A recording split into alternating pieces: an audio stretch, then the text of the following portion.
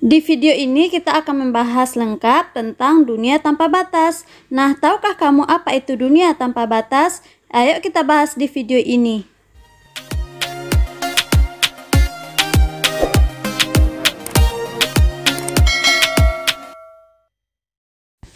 Hai, ketemu lagi di channel ini. Terima kasih ya telah klik channel ini. Nah, di video ini kita akan membahas tentang tema 4, subtema 1, pembelajaran 4. Muatan pembelajaran 4 ini yaitu yang pertama bahasa Indonesia dan PPKN. Untuk KD Bahasa Indonesia, kita akan mencari atau menggali isi teks penjelasan ilmiah yang didengar dan dibaca, atau yang dikenal dengan teks eksplanasi. Untuk PPKN, KD-nya yaitu menelaah keberagaman sosial, budaya, dan ekonomi masyarakat. Mengapa ya kita harus belajar ini? Nah, tujuan kita belajar ini yang pertama adalah kita akan mampu menyebutkan informasi penting dari teks eksplanasi. Nah, yang kedua, kita akan mampu menyajikan informasi penting dari teks eksplanasi yang dibaca dalam bentuk visual. Nah, yang ketiga, kita akan mampu mengidentifikasi contoh keberagaman ekonomi dengan benar. Serta yang keempat yaitu kita mampu menjelaskan sikap apa yang perlu dikembangkan dalam hal keberagaman ekonomi dengan benar. Sekarang kita perhatikan teks ini, kemudian kita baca ya. Nah, ayo kita baca sama-sama. Globalisasi membuat dunia tanpa batas. Kita bisa berkomunikasi dengan teman-teman kita di tempat yang berbeda. Apakah ada contoh lain dari era globalisasi yang kamu rasakan? Banyak hal yang kita rasakan, bukan? Nah, jika kita contohkan ke hal sederhana saja, kita lebih mudah mendapatkan barang-barang impor dari luar negeri dengan harga terjangkau, bukan? Masih banyak lagi hal-hal lain yang bisa kita rasakan. Nah, menurutmu apa yang kamu rasakan? Jawab ya. Sekarang kita perhatikan teks kedua ini. Nah, apakah kamu sudah membaca teks kedua ini? Nah, jika sudah membaca, jadi teks ini bercerita tentang dunia tanpa batas. Nah, di sini dijelaskan bahwa globalisasi dapat kita maknai sebagai sebuah proses yang mendunia, di mana seluruh bangsa dan negara di muka bumi ini semakin terhubung satu dengan yang lain, seakan tidak terpisah lagi oleh batas wilayahnya. Di teks ini dijelaskan kemudahan-kemudahan kita dengan adanya globalisasi. Yang pertama, kita lebih mudah menemukan berbagai produk dari berbagai negara.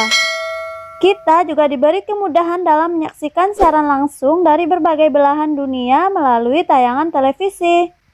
Nah, kemudahan lainnya kita lebih mudah berkomunikasi dengan sahabat dan keluarga. Nah, kita bisa menelpon atau mengirim email kepada teman-teman kita yang jauh.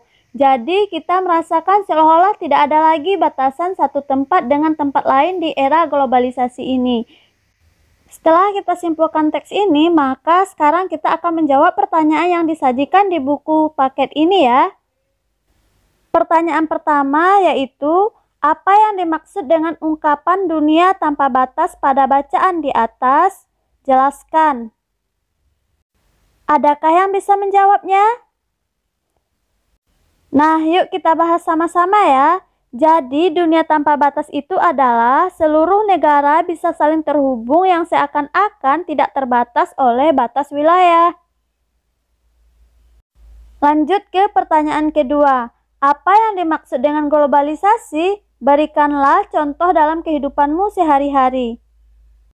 Nah, ini adalah jawaban untuk nomor 2. Globalisasi adalah proses mendunia yang membuat setiap individu atau negara bisa saling terhubung tanpa terpengaruh oleh batas negara. Contoh dalam kehidupan kita sehari-hari, kita mengenal adanya barang impor seperti apa? Handphone, motor, laptop, magicom, dan lain sebagainya. Hal lain yang kita rasakan adalah kita bisa menemui makanan dari negara lain. Contohnya pizza dari Italia, kimchi dari Korea, nasi lemak dari Malaysia. Dan masih banyak lagi yang kita temui, bukan? Nah, selain itu juga kita bisa mengetahui berita dari luar negeri. Nah, sekarang kita lanjut ke pertanyaan yang ketiga ya. Apa pengaruh globalisasi yang kamu rasakan saat ini? Ayo, apa yang kamu rasakan saat ini?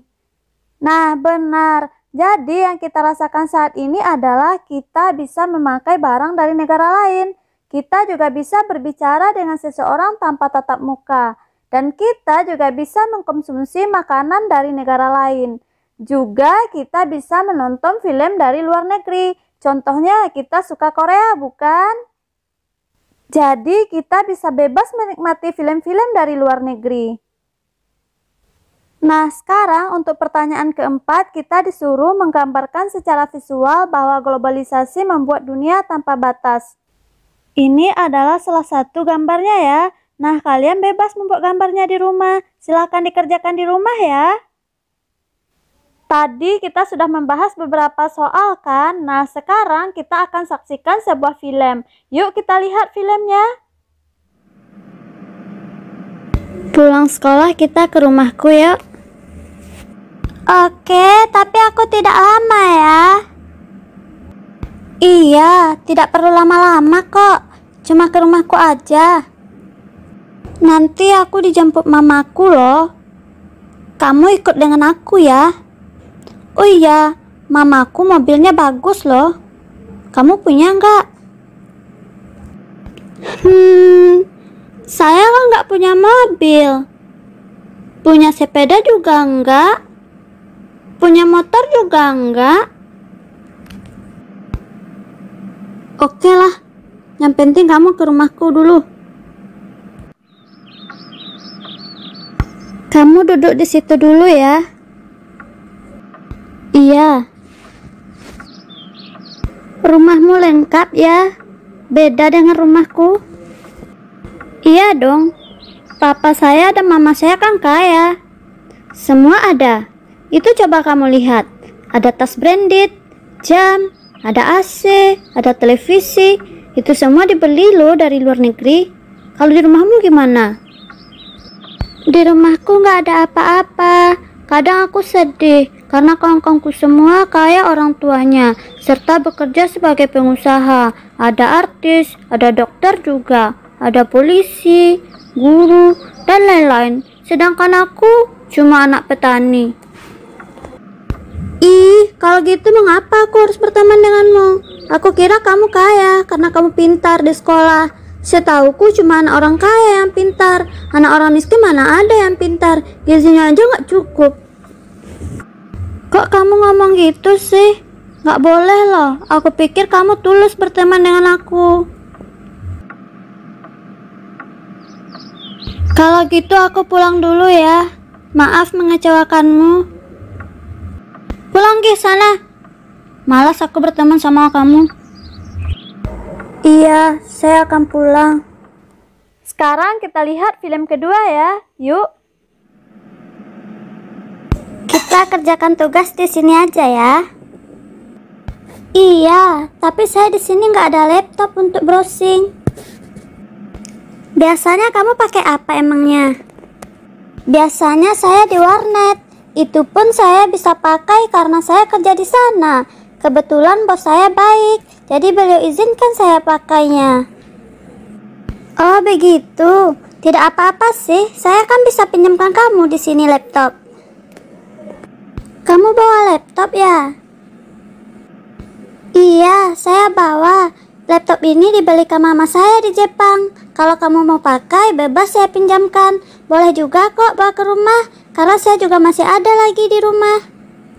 Tidak usah ya, saya kan gak enak sama kamu. Tidak apa-apa, kita saling membantu. Siapa tahu suatu saat nanti kamu sukses, malah kamu yang membantu aku. Kita kan gak tahu nasib kita ke depannya, ya kan?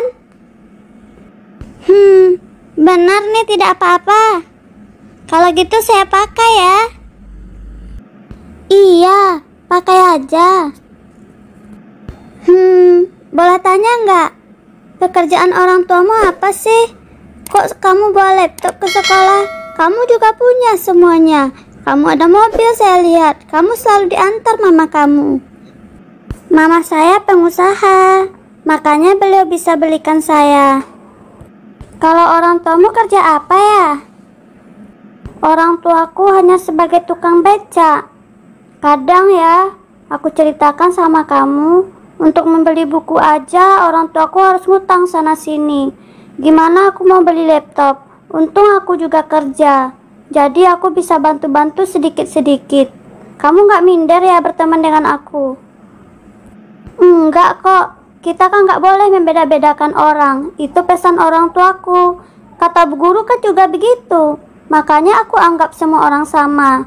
Siapa tahu nanti kalian yang sukses, aku yang enggak kan? Kita sama-sama berdoa aja supaya kita sama-sama sukses nanti. Dan kita rajin-rajin belajar ya. Ayo sekarang kita kerjakan tugas lagi. Makasih ya kamu udah terima aku apa adanya sebagai teman. Semoga kita tetap berteman ya. Aku senang kali loh kamu bilang kayak gitu.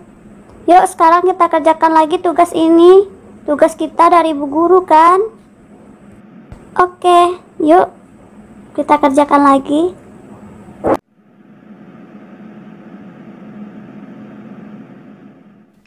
Nah, bagaimana menurutmu film pendek tadi? Apa perbedaan dan persamaan dari kedua video tersebut? Nah, persamaan dari kedua video tersebut adalah mereka sama-sama berasal dari latar belakang keluarga yang berbeda.